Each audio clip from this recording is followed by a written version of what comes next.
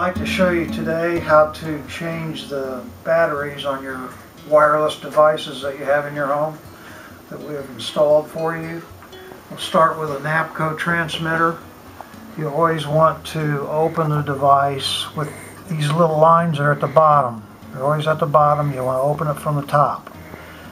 Take a small screwdriver, knife, or something similar to open it up.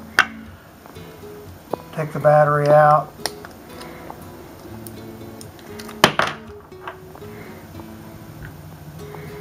It's a CR123A.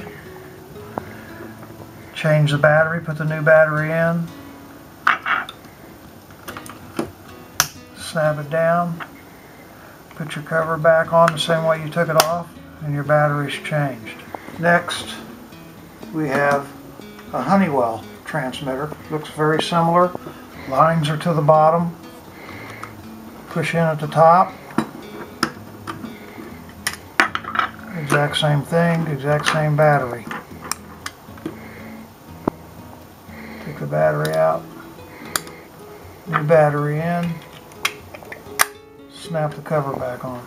Next we have a smoke detector, which will be up on your ceiling.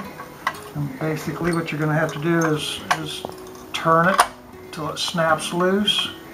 Down it comes, and same battery as the others, CR123A. Just take it out. Put the new battery in. Put your smoke detector back up. Twist it to the clockwise, and then it's taken care of.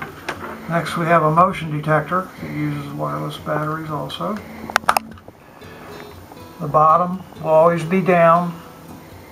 Open it from the bottom. Take the unit out. Turn it over. The battery. Same battery as all the rest. CR123A.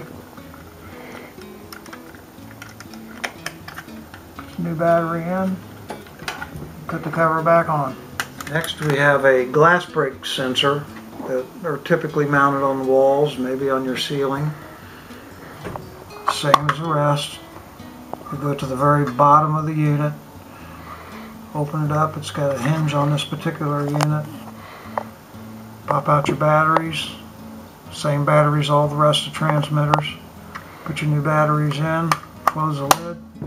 And you're done.